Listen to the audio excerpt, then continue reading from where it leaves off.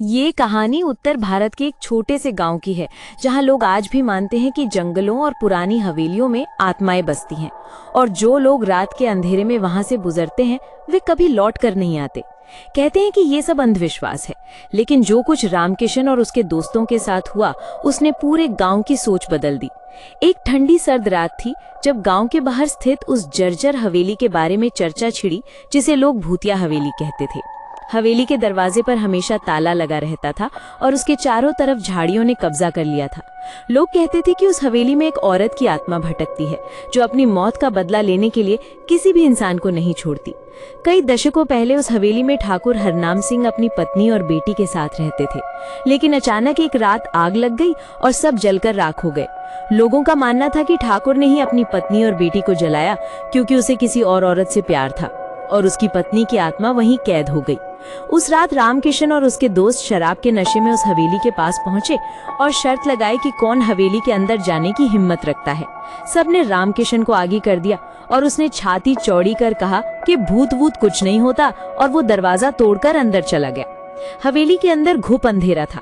टूटी खिड़कियों से ठंडी हवा अंदर आ रही थी और पुराने लकड़ी के फर्नीचर चरमराहट की आवाजें कर रहे थे।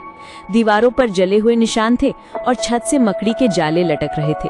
तभी अचानक उसे एक अजीब सी गंध महसूस हुई, जैसे कोई सड़ता हुआ मांस, और तभी उसे लगा जैसे किसी ने उसके कंधे पर हाथ रखा। वो पलट कर देखने लगा, लेकिन वहां कोई नहीं था। उसके दोस्त बाहर से हंस रहे थे और कह रहे थे कि डर मत, लेकिन रामकिशन के माथे पर पसीना आ गया, क्योंकि वो साफ महसूस कर रहा था कि कोई उसके साथ अंदर है। उसने देखा कि हवेली के कोने में एक परछाई हिल रही है और वो धीरे धीरे उसकी तरफ बढ़ रही है। रामकिशन ने गहरी सांस ली और अपनी आंखें मलकर देखने की कोशिश की कि कहीं ये उसके नशे का असर तो नहीं, लेकिन जो उसने देखा उससे उसका दिल कांप गया। हवेली के उस अंधेरे कोने से एक औरत की आकृति धीरे धीरे उसकी तरफ बढ़ रही थी।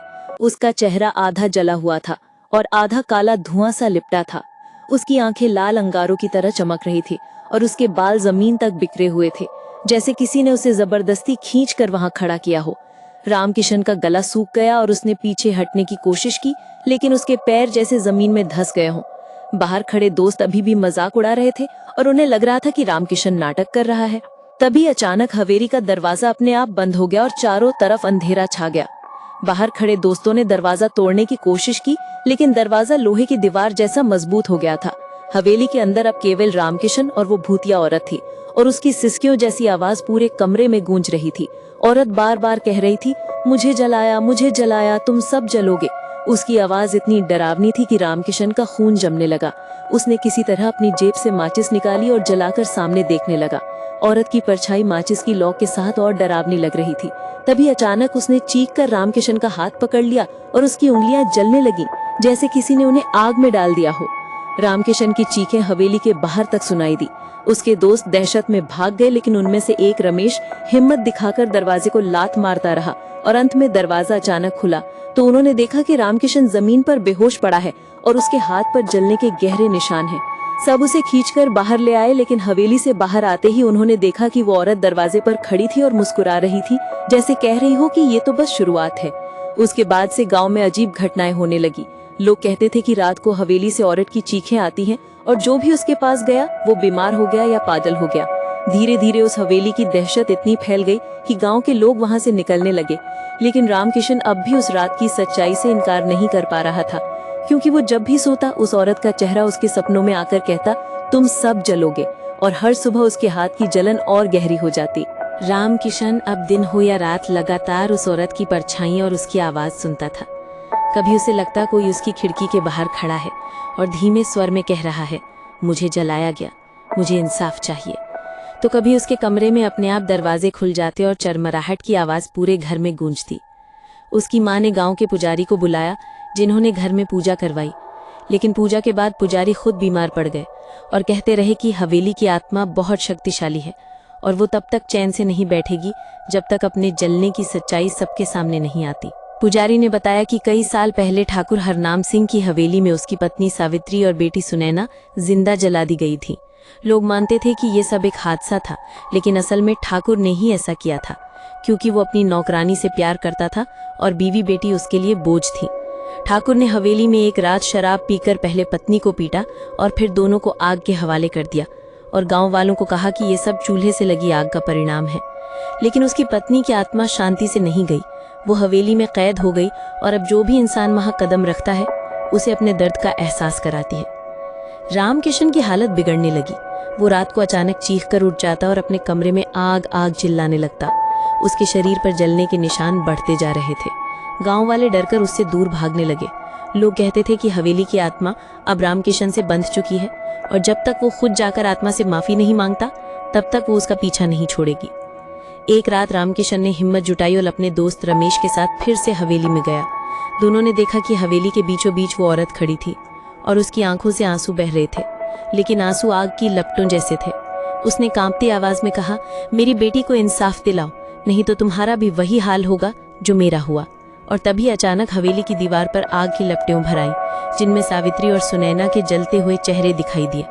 रमेश डरकर भागना चाहता था, लेकिन दरवाजा अपने आप बंद हो गया और हवेली में गूंजने लगी एक भयानक हंसी जो सीधे आत्मा की गहराई से आ रही थी। उस रात जब हवेली में सावित्री की आत्मा ने आग की लपटों में अपना चेहरा दिखाया तो रामकिशन और रमेश दोनों हिल गए, लेकिन आत्मा ने उन्हें भागने नहीं दिया। उसने चीखते हुए कहा, मैं इंसाफ चाहती हूँ। मेरी बेटी की आत्मा अब भी इस हवेली में कैद है। जब तक तुम सच सबके सामने नहीं लाते तुम दोनों को चैन नहीं मिलेगा। अचानक हवेली की छत से राख और धुएं की परत गिरने लगी और दोनों को लगा जैसे पूरा घर फिर से जल रहा है। रामकिशन जमीन पर गिर पड़ा और उसके शरीर पर जलते हुए हाथों के निशान उभर आए। रमेश उसे खींचकर बाहर लाया, लेकिन जैसे ही दोनों बाहर निकले हवेली से एक भयानक औरत की हंसी गूंजी जो पूरे गांव में फैल गई। अगली सुबह गांव में अजीब घटनाएं शुरू हो गई। किसी के घर में अपने आप बर्तन गिरने लगे, किसी के खेत में आग लग गई और कई लोगों ने रात में सपने में एक औरत को देखा जो उनसे कह रही थी, मेरी बेटी की चीखें सुनो, मुझे इंसाफ दो। धीरे धीरे गांव के लोग समझ गए कि आत्मा अब सिर्फ हवेली तक सीमित नहीं है, बल्कि पूरे गांव में भटक रही है और उसका गुस्सा हर उस इंसान पर है जिसने उसकी मौत की सच्चाई जानकर भी चुप्पी साध ली थी। बूढ़े बुजुर्गों ने याद किया कि उस रात ठाकुर के घर से चीखें आई थीं, लेकिन डर की वजह से कोई आगे नहीं आया था। अब वही डर और लापरवाही सब पर भारी पड़ रही थी। लोग पुजारी के पास गए, लेकिन पुजारी ने कहा, ये आत्मा साधारण नहीं है, ये प्रतिशोध की आग में जल रही आत्मा है। इसे केवल तभी शांति मिलेगी जब ठाकुर के गुनाह सबके सामने आए और बेटी की अस्थियां सम्मान से गंगा में प्रवाहित हों। लेकिन ठाकुर तो कई साल पहले मर चुका था और उसकी हवेली अब खंडहर थी। सवाल ये था कि क्या इतने सालों बाद भी कोई उसके गुनाहों का सच साबित कर पाएगा। रामकिशन अब धीरे धीरे आत्मा के वश में आने लगा। कभी वो आधी रात को गांव के बीचों बीच खड़ा होकर औरत की आवाज में बोलता, तुम सब ने मेरी चीखें नहीं सुनी, अब मैं तुम्हें सुनाऊंगी। कभी वो अचानक आग के ढेर में चलकर खड़ा हो जाता और उसे कोई नुकसान नहीं होता, मानो आत्मा उसका शरीर अपना बना रही हो। पूरा गांव दहशत में था। बच्चे घरों से बाहर निकलना बंद कर चुके थे। औरतें रात को दिए जलाकर प्रार्थना करती, लेकिन हर रात हवेली से वही हंसी गूंजती और लाल आंखों वाली परछाई गांव की गलियों में दिखाई देती। जिसने देखा उसकी आंखें कई दिनों तक लाल और सूजी हुई रहीं। गांव अब समझ चुका था कि ये आत्मा इतनी आसानी से नहीं मानेगी और शायद आने वाले दिनों में वो और खून खराबा देखना चाहती है। गांव की रातें अब और भी खौफनाक हो चुकी थीं। लोग दरवाजे बंद करके दिए जलाकर बैठते, लेकिन फिर भी हवेली से आती चीखें और औरत की हंसी उनके दिल दहला देती थी। एक रात गांव का एक नौजवान महेंद्र नशे में चूर होकर हवेली की तरफ चला गया और सबको चुनौती देने लगा कि अगर भूत सच्चा है तो उसे सामने आना चाहिए। थोड़ी देर बाद ही उसकी चीख पूरे गांव में गूंज उठी। लोग दौड़े, लेकिन जब हवेली पहुंचे तो देखा महेंद्र की गर्दन उल्टी मुड़ी हुई थी और उसकी आंखें फटी रह गई थी, जैसे उसने कुछ ऐसा देखा हो जो इंसान सहन ही नहीं कर सकता। उसके शव को देखने के बाद गांव में दहशत और बढ़ गई। सबको लगने लगा कि अब आत्मा सिर्फ डराने तक सीमित नहीं है, बल्कि वो हत्या भी कर सकती है। अगले ही दिन दो और घटनाएं हुई। एक औरत ने बताया कि उसके कमरे में आधी रात को अचानक आग लग गई, जबकि वहां कोई दिया या चूल्हा भी नहीं था, और एक बच्चा गायब हो गया जो सुबह अपनी मां की गोद में मृत पड़ा मिला। उसके शरीर पर जलने के निशान थे। ये सब देखकर गांव वाले पागल होने लगे थे। अब सब ने मिलकर फैसला किया कि किसी बड़े तांत्रिक को बुलाया जाए ताकि इस आत्मा को काबू में किया जा सके। लेकिन जब तांत्रिक आया और उसने हवेली के बाहर पूजा शुरू की तो अचानक तेज आंधी चली और उसके मुंह से खून निकलने लगा। उसने चीखते हुए कहा, ये आत्मा बहुत प्रचंड है, ये सिर्फ इंसाफ चाहती है, इसे किसी मंत्र से बांधा नहीं जा सकता। और कुछ देर बाद उसकी मौत हो गई। उसके शव के पास मिट्टी पर आग के जैसे अक्षर बने थे जिनमें लिखा था, मेरी बेटी, मेरी बेटी। अब लोगों को यकीन हो गया कि आत्मा का गुस्सा सिर्फ ठाकुर के गुनाहों से शांत होगा, लेकिन ठाकुर तो मर चुका था, उसकी आत्मा कहीं नहीं थी। लोग डर के मारे गांव छोड़कर जाने लगे, लेकिन रामकिशन को आत्मा बार बार सपनों में दिखकर आदेश देती, सुनैना की हड्डियां ढूंढो और उन्हें गंगा में प्रवाहित करो, तभी मैं मुक्त होंगी। अब सवाल ये था कि इतनी पुरानी राख और हड्डियां वो कहां से खोज पाएगा, और क्या आत्मा तब तक उसे जिंदा छोड़ेगी, ये कोई नहीं जानता था। लेकिन धीरे धीरे रामकिशन की आंखें लाल रहने लगी। वो अकेले में खुद से बातें करता और कभी कभी उसकी आवाज औरत जैसी हो जाती। पूरे गांव ने देख लिया था कि अब वो पूरी तरह आत्मा के वश में है, और अगर कुछ नहीं किया गया तो आने वाले दिनों में और मौतें होंगी। रामकिशन अब आधा इंसान और आधा आत्मा के वश में था। उसकी रातें चीखों और जलते हुए सपनों में गुजरती। कभी उसे लगता कि उसकी खाल जल रही है तो कभी वो देखता कि एक छोटी बच्ची उसके सामने खड़ी है और मदद की गुहार लगा रही है। एक रात उसने तय किया कि चाहे कुछ भी हो वो हवेली में जाकर सच का सामना करेगा। उसने अपने दोस्त रमेश को भी बुलाया, लेकिन रमेश ने साफ मना कर दिया क्योंकि अब तक कई मौतें हो चुकी थीं और कोई हवेली के पास तक जाने को तैयार नहीं था। रामकिशन अकेला ही चला गया। जैसे ही उसने हवेली का दरवाजा खोला तो अंदर से इतनी ठंडी हवा आई कि उसकी सांसें जम गई। दीवारों पर पुराने खून जैसे धब्बे दिखाई दिए और फर्श पर राख फैली हुई थी। वो धीरे धीरे हवेली के बीचों बीच पहुंचा जहां कभी ठाकुर का बड़ा कमरा हुआ करता था। अचानक उसे लगा जैसे किसी ने उसका नाम पुकारा, रामकिशन। उसकी रगों में खून जम गया। उसने देखा कि सावित्री की आत्मा उसके सामने खड़ी है, लेकिन इस बार उसका चेहरा और भी भयानक था। आधा चेहरा जला हुआ और आधा हड्डी बाहर निकली हुई। उसकी आंखें इतनी लाल थी कि लगता था उनमें आग जल रही हो। उसने चीख कर कहा, मेरी बेटी की हड्डियां इस हवेली के नीचे है, उसे मुक्त करो वरना मैं तुम्हें भी राख बना दूंगी। तभी अचानक हवेली की जमीन कांपने लगी और फर्श टूटने लगा। नीचे एक अंधेरा गड्ढा दिखाई दिया जिसमें राख और हड्डियों का ढेर पड़ा था। रामकिशन डरते हुए नीचे उतरा, लेकिन जैसे ही उसने हड्डियां उठाने की कोशिश की, अचानक गड्ढे से हाथ निकलकर उसकी गर्दन पकड़ने लगे। वो हाथ छोटे छोटे बच्चों जैसे थे जो जलकर काले हो गए थे और सब एक साथ चिल्ला रहे थे, माँ माँ। रामकिशन की आंखों के सामने अंधेरा छाने लगा। तभी सावित्री की आत्मा चीखते हुए बोली, मत छुओ मेरी बेटी को जब तक इंसाफ नहीं होगा। और पूरा गड्ढा आग की लपटों से भर गया। रामकिशन चीखता हुआ पीछे हटा, लेकिन आग की लपटें उसके कपड़ों तक पहुंच गई। उसने किसी तरह भागता बाहर आना चाहा, लेकिन हवेली का दरवाजा अपने आप बंद हो गया। अब वो अंदर ही फंस गया। चारों तरफ आग थी और हवेली की दीवारें जैसे पिघल रही थी। तभी उसने देखा कि गड्ढे से सुनैना की छोटी आत्मा उठी। उसकी आंखें मासूम थी, लेकिन चेहरा जला हुआ था। उसने धीरे से कहा, मुझे बाहर ले चलो, और उसी क्षण पूरी हवेली हिलने लगी जैसे कोई विशाल भूकंप आ गया हो। रामकिशन की सांसें तेज हो रही थी। चारों तरफ आग और राख का तूफान था, लेकिन सुनैना की मासूम आत्मा उसकी तरफ हाथ बढ़ाकर कह रही थी, मुझे बाहर ले चलो। उसकी आंखों में डर नहीं बल्कि उम्मीद थी, जैसे वो सालों से किसी का इंतजार कर रही हो। रामकिशन ने कांपते हुए हाथ बढ़ाया और जैसे ही उसने उसकी आत्मा को छुआ तो अचानक उसके पूरे शरीर में बिजली की तरह झटका लगा और उसकी आंखों के सामने पूरी कहानी चमक गई। उसने देखा कि कैसे ठाकुर ने शराब के नशे में सावित्री और सुनैना को कमरे में बंद कर आग लगा दी और बाहर से दरवाजा जकड़ दिया। सुनैना चीख चीख कर अपनी माँ को बुला रही थी, लेकिन कोई मदद नहीं कर पाया। धीरे धीरे धुआं कमरे में भर गया और दोनों तड़पते तड़पते राख में बदल गई। तभी रामकिशन की आंखों से आंसू बहने लगे। उसने पूरी ताकत लगाकर सुनैना की आत्मा को गड्ढे से बाहर खींचा और जैसे ही ऐसा किया, हवेली का पूरा ढांचा कांप उठा। दीवारों से खून टपकने लगा, खिड़कियां अपने आप खुल बंद होने लगी और सावित्री की आत्मा चीखकर बोली, उसे बाहर नहीं ले जा सकते जब तक मेरे गुनहगार को सजा नहीं मिलती। अचानक हवेली के दरवाजे पर ठाकुर हरनाम सिंह की आत्मा प्रकट हो गई। उसका चेहरा काला पड़ा था और आंखें खाली गड्ढों जैसी थीं। वो जमीन से ऊपर तैर रहा था और उसके चारों तरफ धुएं का साया फैला हुआ था। ठाकुर की आत्मा ने डरावनी आवाज में कहा, ये सब मेरा हक था, मैं जो चाहूं करूं, कोई मुझे रोक नहीं सकता। सावित्री की आत्मा गुस्से में कांपने लगी और चीखते हुए बोली, हरामजादे, तूने मेरी बेटी को मुझसे छीना, अब मैं तुझे नहीं छोड़ूंगी।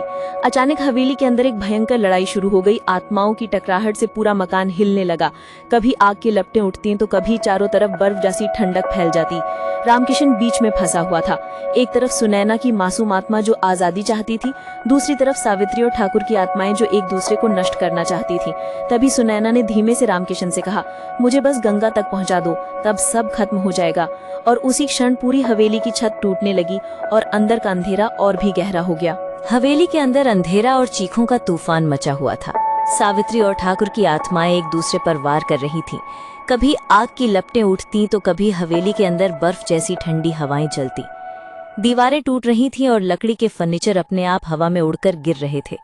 रामकिशन सुनैना की आत्मा को सीने से लगाए किसी तरह बाहर भागना चाहता था, लेकिन दरवाजा अपने आप बंद हो जाता और फिर कहीं और से दीवारें गिरने लगती, जैसे हवेली खुद उसे रोक रही हो। ठाकुर की आत्मा गरजती, तुम मेरी बेटी को नहीं ले जा सकते, वो यहीं रहेगी मेरी संपत्ति की तरह। सावित्री की आत्मा चीखती, नहीं, वो मेरी आखिरी उम्मीद है, उसे मुक्त होना ही होगा। तभी सुनैना की आत्मा ने रामकिशन से कहा, जल्दी करो वरना मैं फिर कैद हो जाऊंगी। रामकिशन ने अपनी पूरी ताकत लगाई और टूटी दीवार से कूदकर किसी तरह हवेली के बाहर निकल आया। लेकिन जैसे ही उसने कदम बाहर रखा, हवेली के चारों तरफ आग की लपटें खड़ी हो गई और अंधेरे से ठाकुर की आत्मा निकलकर उसके पीछे आ गई। उसकी परछाई इतनी विशाल हो गई थी कि लग रहा था पूरा आसमान उसी का है। गांव वाले दूर से ये दृश्य देख रहे थे और दहशत में भागने लगे, लेकिन कुछ लोग रामकिशन की मदद को दौड़े। रामकिशन ने कांपते हुए कहा, मुझे गंगा तक पहुंचाना होगा वरना सब मर जाएंगे। सबने मिलकर उसे घोड़ा गाड़ी पर बिठाया और गंगा की ओर भागे। लेकिन रास्ते भर सावित्री और ठाकुर की आत्माओं की लड़ाई उनके साथ चलती रही। कभी सड़क पर आग लग जाती, कभी अचानक आंधी आती और पेड़ गिर जाते। गांव वाले चीखते चिल्लाते भागते रहे। सुनैना की आत्मा बार बार कहती, बस थोड़ा और, बस गंगा तक। जैसे ही वे गंगा के घाट पर पहुंचे, आसमान काला हो गया, बिजली चमकी और ऐसा लगा मानो पूरी धरती फट जाएगी। गंगा का पानी उफान मारने लगा और बीचों बीच सावित्री की आत्मा प्रकट हुई। उसने रोते हुए कहा, मेरी बच्ची, अब तुझे मुक्त करना होगा। लेकिन उसी समय ठाकुर की आत्मा गरज कर सामने आ गई और बोली, कोई मुझे सजा नहीं दे सकता, वो मेरी बेटी थी और हमेशा यहीं रहेगी। और दोनों आत्माएं फिर से टकरा गईं। अब गंगा के घाट पर मौत और विनाश का मंजर था और रामकिशन समझ गया था कि अब आखिरी फैसला उसी को करना होगा। गंगा किनारे रात का सन्नाटा टूट चुका था। आसमान में बादल गरज रहे थे, बिजली बार बार चमक रही थी और लहरें मानो उभन कर किनारों को तोड़ देना चाहती थी। सावित्री की आत्मा और ठाकुर की आत्मा आमने सामने थी। सावित्री के चारों तरफ जलते हुए धुएं का साया था और उसकी आंखों से आग टपक रही थी, जबकि ठाकुर की आत्मा विशाल आकार में काले धुएं के साथ खड़ी थी और उसकी हंसी गंगा किनारे गूंज रही थी। रामकिशन सुनैना की आत्मा को अपनी बाहों में लिए खड़ा था और उसकी आंखों में आंसू थे। सुनैना मासूमियत से कह रही थी, मुझे मुक्त करो वरना माँ और मैं हमेशा के लिए कैद हो जाएंगे। तभी ठाकुर गरज कर बोला, ये बच्ची मेरी है, कोई इसे मुझसे नहीं छीन सकता। और उसने अपने हाथ से काले धुएं की लपटें रामकिशन की तरफ फेंकी, जिनसे उसकी खाल जलने लगी। लेकिन उसने हार नहीं मानी। सावित्री ने चीख कर कहा, हरामजादे, तूने हमें जला कर मारा था, अब तेरा अंत यही होगा। और वो आग की लपट बनकर ठाकुर पर टूट पड़ी। दोनों आत्माएं टकराईं और गंगा का पानी उबलने लगा। लोग दूर से ये दृश्य देखकर कांप उठे, कई भाग गए, लेकिन कुछ वहीं खड़े रह गए कि आखिरकार क्या होगा। तभी सुनैना की आत्मा ने रामकिशन से कहा, मुझे पानी में प्रवाहित कर दो, तभी सब खत्म होगा। रामकिशन पूरे दर्द और जलन को सहते हुए गंगा की तरफ बढ़ा, लेकिन ठाकुर की आत्मा ने उसका रास्ता रोक दिया और उसकी गर्दन पकड़कर हवा में उठा लिया। रामकिशन की सांसें बंद होने लगी, लेकिन उसी पल सावित्री ने चीख मारकर ठाकुर को धक्का दिया और बोली, आज तू नहीं बचेगा, और अपने पूरे अस्तित्व को आग में बदलकर ठाकुर पर झोंक दिया। अचानक दोनों आत्माएं टकराईं और एक विस्फोट हुआ जिसकी गूंज आसमान तक चली गई। रामकिशन ने उसी मौके का फायदा उठाकर सुनैना की अस्थि समान राख को गंगा में प्रवाहित कर दिया। जैसे ही राख पानी को छूती गई, गंगा की लहरें शांत होने लगी, बिजली थम गई, हवा रुक गई और सुनैना की आत्मा मुस्कुराते हुए कहने लगी, धन्यवाद भाई, अब मैं मुक्त हूँ। और वो धीरे धीरे सफेद रोशनी में विलीन हो गई। लेकिन उसी के साथ सावित्री और ठाकुर की आत्माएं भी एक आखिरी बार चीखती हुई आग और धुएं में विलीन हो गई। अब गंगा किनारा शांत था, लेकिन वहां की मिट्टी पर जलने की गंध हमेशा के लिए रह गई।